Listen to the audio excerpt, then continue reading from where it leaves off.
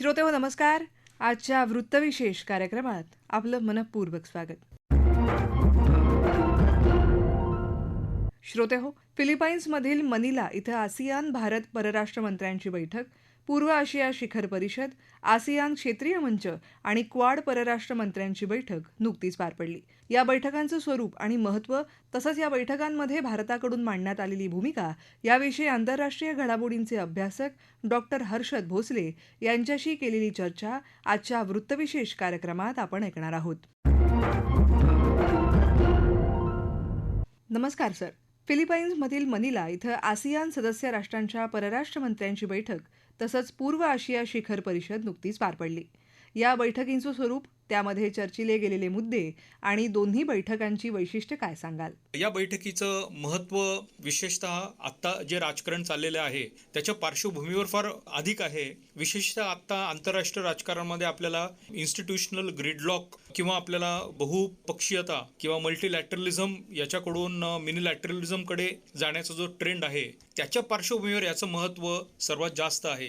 याचं कारणच असं आहे की आत्ता चीनच्या राजकारणामुळे संबंध आग्नेय आशिया किंवा दक्षिण आशिया या संबंध प्रदेशामध्ये एक प्रकारच्या सागरी असुरक्षिततेचं वातावरण पसरलेलं आहे. त्याच्यामुळे मेरीटाईम सिक्युरिटीच्या दृष्टिकोनातून या एकंदरीत परिषदेकडे आपल्याला बघावं लागेल. आणि दुसरं म्हणजे म्यानमारमधील आता जी यादवी चाललेली आहे आणि जिचं स्वरूप फार मोठ्या प्रमाणात चिघळत चाललेलं आहे, अत्यंत असमतोल असं तो विकास होत चाललेला आहे. या दृष्टीने आपल्याला या बैठकीकडे बघावं लागेल. साधारणतः 3 ते 4 मुद्दे या बैठकीमध्ये महत्त्वाचे ठरलेले आहेत. किंबहुना भविष्य काळामध्ये एकंदरीत दक्षिण आशिया किंवा आग्नेय आशिया या परिसरामधील राजकारण कसं असेल किंवा भूराजकीय व्यवस्था कशी असेल या संदर्भात ही बैठक महत्त्वपूर्ण ठरते.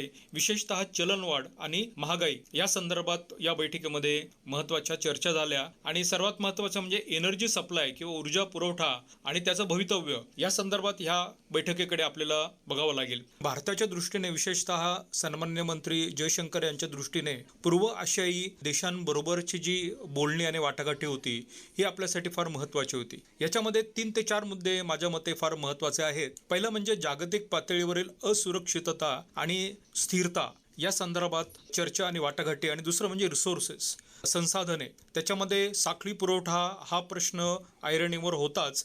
पण ह्या प्रक्रियेमध्ये आलेला जो असमतोल आहे आणि या प्रक्रियेवर पडलेला जो तणाव आहे तो भारताबरोबर पूर्व आशियाई देशांना देखील भेडसावणारा सर्वात मोठा प्रश्न आहे. कारण आत्ताच जागतिक पातळीवरचं जे इराण आणि अमेरिकेमधलं ते युद्ध आहे त्या युद्धामुळे आपल्यावर तर परिणाम झालेलाच आहे, पण दक्षिण आशिया याच्याबरोबर पूर्व आशिया या देशांच्या अर्थव्यवस्थेवर देखील सर्वात मोठा परिणाम झालेला आहे, विशेषतः सप्लाय चेन या संदर्भातला. त्याच्यामुळे कोणते कोणते सेक्टर्स किंवा कोणते कोणते विषय याच्यावर बाधा येणार आहे किंवा अफेक्ट होणार आहे ते म्हणजे सर्वात पहिल्यांदा म्हणजे ऊर्जा, त्याच्यानंतर खाद्य पुरवठा, त्याच्यानंतर आरोग्य सुरक्षितता आणि ह्याच्यातनं निर्माण झालेले पेच आणि याच्यातनं सरते शेवटी तयार झालेला जागतिक संघर्ष हे भारतासाठी आणि पूर्व आशियाई देशांसाठी महत्त्वाचे प्रश्न होते. आणि जयशंकर यांनी याच प्रश्नांवर बोट ठेवत काही महत्त्वाच्या देशांच्या नेत्यांबरोबर चर्चा केलेली आहे. सर्वात महत्त्वाची चर्चा त्यांची मार्क रुबियो यांच्याबरोबर झालेली आहे. आणि त्यांच्यावर चर्चा करताना जागतिक धोरणात्मक भागीदारी आणि प्रादेशिक असमतोलाकडून समतोलाकडे कसं जायचं याबद्दल अत्यंत महत्त्वाची चर्चा झालेली आहे. चीनच्या नेत्यांबरोबर देखील जयशंकर यांनी चर्चा केलेली आहे. वँग यी यांच्याबरोबर अत्यंत महत्त्वाची चर्चा आपण केलेली आहे. त्याचबरोबर ऑस्ट्रेलियाचे जे फॉरेन मिनिस्टर आहेत त्यांच्यावर देखील आपण चर्चा केलेली आहे, पेनी यॉंग. आणि जपानचे जे मंत्री आहेत यांच्याबरोबर आपण महत्त्वाची चर्चा केली. आणि जपानबरोबर चर्चा करताना आपण द्विपक्षीय सहकार्याबरोबर क्वाड या संघटनेचं कसं मजबूतीकरण करता येईल किंवा या संघटनेचा अधिक सक्षमपणे आपल्याला पुढे कसे चर्चा नेता येईल या संदर्भात चर्चा झालेली आहे. परराष्ट्र व्यवहार मंत्री डॉक्टर एस जयशंकर यांनी आंतरराष्ट्रीय स्तरावरील सागरी मार्गानं होणाऱ्या व्यापाराच्या सुरक्षेबाबत तसंच दहशतवाद आणि त्याला होत असलेल्या आर्थिक मदतीच्या मुद्द्यावर परखड भूमिका मांडली. यावर आसियान बैठकीत काय प्रतिक्रिया उमटली, काय सांगाल? आंतरराष्ट्रीय पातळीवरील सागरी मार्गाने होणाऱ्या व्यापारासंदर्भात आणि त्या व्यापाराच्या सुरक्षिततेसंदर्भात भारताचे परराष्ट्र मंत्री जयशंकर यांनी अत्यंत सूचक अशी भूमिका घेतलेली आहे. किंबहुना हा प्रश्न आपल्या आंतरराष्ट्रीय धोरणाच्या आणि परराष्ट्र धोरणाच्या ऐरणीवरचा प्रश्न आहे असं जवळजवळ त्यांनी या बैठकीमध्ये जाहीर केलेलं आहे. त्यांच्या मते राजनय आणि व्यापक संवाद यांच्या माध्यमातून आपण पश्चिम आशियामध्ये किंवा गल्फमध्ये आता जो संघर्ष चालू आहे त्या संघर्षावर आपल्याला जर नियंत्रण मिळवायचं असेल तर आपल्याला राजनय आणि व्यापक संवाद या दोन गोष्टींचा वापर करावा लागेल. आणि याबद्दल अधिकपणे विस्तृतपणे आपली भूमिका मांडताना त्यांनी इंटरनॅशनल लॉ याला जास्त महत्त्व दिलेलं आहे आणि इंटरनॅशनल लॉच्याच माध्यमातून एक नियमावली आपण तयार करायला पाहिजे आणि त्या नियमावलीच्या मदतीने पश्चिम आशियामधला आत्ता जो संघर्ष आहे त्या संघर्षावर आपल्याला उपाययोजना आखाव्या लागतील आणि हे सगळ्यांचं कर्तव्य आहे. संघर्षामधूनच हे आपलं उद्देश साध्य होऊ शकेल आणि म्हणून त्यांनी आंतरराष्ट्रीय कायदा असा उल्लेख केला आणि आंतरराष्ट्रीय कायद्याच्या परिप्रेक्ष्यामधून आपल्याला आत्ता सागरी मार्गाने होणारा जो व्यापार आहे आणि त्या व्यापाराची सुरक्षितता आहे ही साध्य करावी लागेल. जयशंकर यांनी आपल्या भाषणामध्ये सागरी मार्गाने होणाऱ्या व्यापारात संदर्भातील सुरक्षितता या संदर्भात जे भाषण केलं त्या भाषणामध्ये 2 ते 3 अतिशय महत्त्वाचे मुद्दे मांडलेले आहेत. एक म्हणजे जे खलाशी आहेत, सीफेरर्स, सिव्हिल शिपिंग, इन्फ्रास्ट्रक्चर यावर वारंवार जे आक्रमण होत आहेत, दहशतवादी संघटना मिळून जो काही उच्छाद या ठिकाणी मांडलेला आहे त्यावर सर्वांनी मिळून एक धोरण निर्माण केलं पाहिजे आणि जलमार्गा संदर्भातील एक सार्वभौम पायाभूत धोरण आपण जोपर्यंत करत नाही तोपर्यंत या प्रश्न किंवा या समस्या आपल्याला पूर्णपणे नियंत्रित करता येणार नाही. त्यांनी एक फार महत्त्वाचा शब्दप्रयोग या ठिकाणी केलेला आहे. जागतिक व्यवस्था आत्ताची कशी आहे तर आत्ताची जागतिक व्यवस्था ही क्षणभंगूर, अस्थिर आणि अनिश्चिततेचं वातावरण सर्वीकडं पसरलेलं आहे आणि ह्या वातावरणावर जर आपल्याला नियंत्रण मिळवायचं असेल तर आपल्याला सागरी मार्गाने होणारा व्यापार हा सुरक्षित ठेवावा लागेल किंवा सुरक्षिततेचं नवीन कवच आपल्याला तयार करावं लागेल. श्री जयशंकर यांनी शब्दप्रयोग केला होता की ग्लोबल ऑर्डर वोलटाईल होते. आताची समकालीन जागतिक व्यवस्था ही अतिशय अस्थिर होते, क्षणभंगुरता पसरलेली आहे आणि प्रचंड अनिश्चितता सगळीकडे पसरलेली आहे. हे कशामुळे होत आहे तर हे सागरी मार्गाने होणारा व्यापार जो आहे तो असुरक्षित झाल्यामुळे आणि त्याचं सर्वात ज्वलंत उदाहरण म्हणजे इराण अमेरिकेमधील संघर्ष आणि हॉर्मुझचा संघर्ष आणि याच्यावर उपाय म्हणून आपण प्रयत्न केले पाहिजे आणि भारत हा पहिला देश आहे ज्याने या संदर्भात पूर्व आशिया, दक्षिण आशिया यांचे हितसंबंध कसे राखता येईल या संदर्भात पाऊल उचललेलं आहे आणि म्हणून भारताने येणाऱ्या काळामध्ये म्हणजे जयशंकर यांनी अनाउन्सच केलेलं आहे, जाहीर केलेलं आहे की येणाऱ्या काळामध्ये पूर्व आशिया संदर्भात आपण 2 अतिशय महत्त्वाच्या बैठका या भारतामध्ये घेणार आहे. ईस्ट एशियन समिट असं त्याचं नाव आहे आणि ही एक्सक्लुझिव्हली म्हणजे विशेष करून ही सागरी सुरक्षितते संदर्भातलीच बैठक आहे आणि या बैठकीमध्ये सागरी सुरक्षितता, सागरी व्यापार सहकार्य या संदर्भातली परिषद असेल. पहिली परिषद ही कोची या ठिकाणी होईल आणि दुसरी बैठक जी आहे ती आगळीवेगळी बैठक आहे, अतिशय महत्त्वाची बैठक आहे आणि ती बैठक होणार आहे त्याचं नाव आहे मॅरीटाईम हेरिटेज फेस्टिवल आणि ही लोथल म्हणजे ऐतिहासिक जे आपलं स्थळ आहे लोथल या ठिकाणी ही बैठक होणार आहे.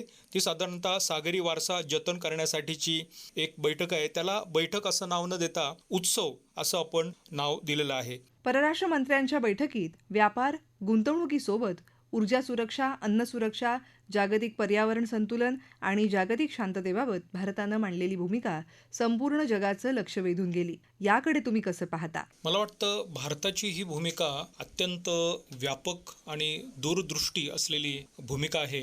याला आपण ग्रीन सिनर्जी म्हणजे एकाच शब्दामध्ये आपल्याला जर उत्तर द्यायचं असेल तर ग्रीन सिनर्जी संदर्भात भारताने उचललेलं हे एक महत्त्वाचं पाऊल आहे. याच्यामध्ये ग्रीन सस्टेनेबिलिटी किंवा हरित शाश्वतता, तंत्रज्ञान, डिजिटल एकत्रीकरण या सगळ्या गोष्टींचा मिलाप आपल्या भारताच्या या परराष्ट्र धोरणावर दिसतो आहे आणि मला वाटतं की 2019 मधलं ASEAN outlook on Indo Pacific जे आहे आणि 2015च्या सागर या भूमिकेमधून निर्माण झालेली आपली जी पॉलिसी आहे India's Indo Pacific ocean initiative या दोन्हींची सांगड आपण या भूमिकेमुळे घालण्याचा प्रयत्न केलेला आहे. अमेरिका आणि इराण या देशात सुरू असलेल्या संघर्षाच्या पार्श्वभूमीवर आग्नेय आशियाई राष्ट्र संघटनेच्या देशांची भूमिका काय आहे?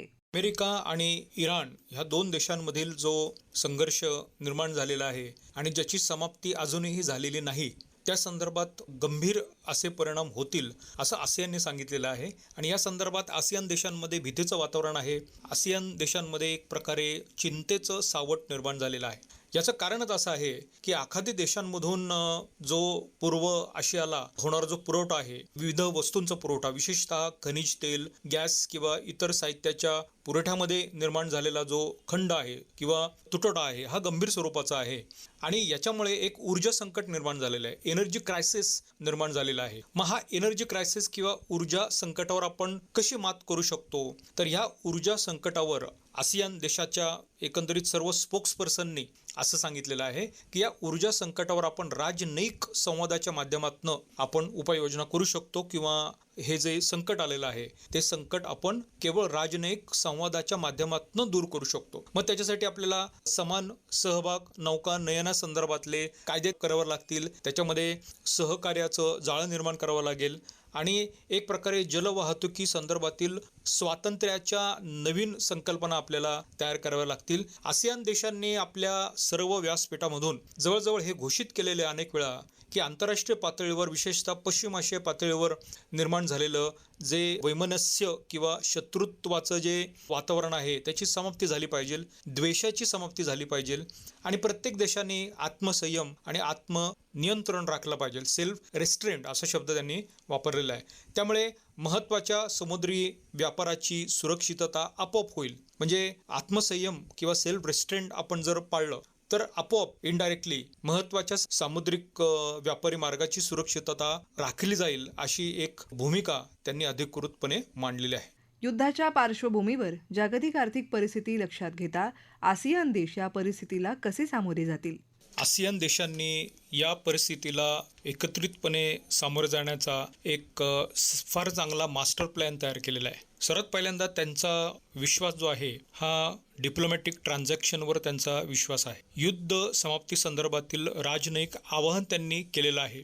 वेळोवेळी वेगवेगळ्या व्यासपीठावर त्यांनी युद्ध समाप्तीचं एक प्रकारे आवाहन केलेलं आहे. त्याच्यानंतर ऊर्जा देवाणघेवाण ही सुरक्षित राहिली पाहिजे आणि ऊर्जा सामायिकरणाची प्रक्रिया ही सार्वत्रिक झाली पाहिजे, अशी त्यांनी भूमिका आधीच घेतलेली आहे. ही भूमिका घेण्याचं कारणच असं आहे की गेल्या काही महिन्यांमध्ये $3.8 ट्रिलियन त्यांचं नुकसान झालेलं आहे या युद्धामुळे आणि विशेषतः हॉर्मुझच्या एकंदरीत समस्येमुळे. तर त्यांनी त्याच्यासाठी काय केलेलं आहे, त्यांच्यासाठी आसियान पेट्रोलियम सिक्युरिटी ॲग्रीमेंट किंवा कच्च्या तेलाची जी टंचाई आहे ती भरून काढण्यासाठी आसियान पेट्रोलियम सिक्युरिटी ॲग्रीमेंट तयार केलेलं आहे आणि प्रादेशिक पातळीवर जी संसाधनं आहेत त्याची गती ही अधिक जलद व्हावी या हेतूने त्यांनी ही उपाययोजना केलेली आहे. त्याच्यानंतर 2030 पर्यंतच्या दीर्घकालीन नूतनक्षम ऊर्जेचं एकत्रीकरण करण्याचं उद्देश त्यांनी आता आपल्या समोर ठेवला आहे. किंबहुना याला त्यांनी खूप अधिक प्राधान्यक्रम दिलेला आहे. म्हणजे अल्पकालीन इंधन विविधतेवर भर देण्यासाठी त्यांनी ही उपाययोजना केलेली आहे. त्याचबरोबर गल्फमध्ये जे काही राजकारण चालू आहे त्यासाठी रिन्युएबल एनर्जीचं एक पर्याय आपला काही होऊ शकतो का, याचं त्यांनी एक प्रकारे चाचणी सुरू केली आहे. या देशांमध्ये कार्यरत असलेल्या अंदाजे 30 लाख आग्नेय आशियाई कामगारांच्या सुरक्षिततेचा प्रश्न ऐरणीवर आहे आणि त्याच्यासाठी त्यांनी रेमिटन्स जे आहे त्या रेमिटन्सची आता व्यवस्था अधिक चांगली व्हावी म्हणून त्यांचे प्रयत्न सुरू केलेले आहेत. श्रोतेहो, आसियान ही आग्नेय आशियातल्या Brunei, Myanmar, Cambodia, Indonesia, Laos, Malaysia, Philippines, Singapore, Thailand आणि व्हिएतनाम या देशांचा समावेश असलेली एक संघटना आहे. आसियान हा भारताच्या ॲक्ट ईस्ट धोरणातला मध्यवर्ती स्तंभ असून भारताच्या हिंद प्रशांत महासागर धोरणात त्याचं महत्त्वाचं स्थान आहे.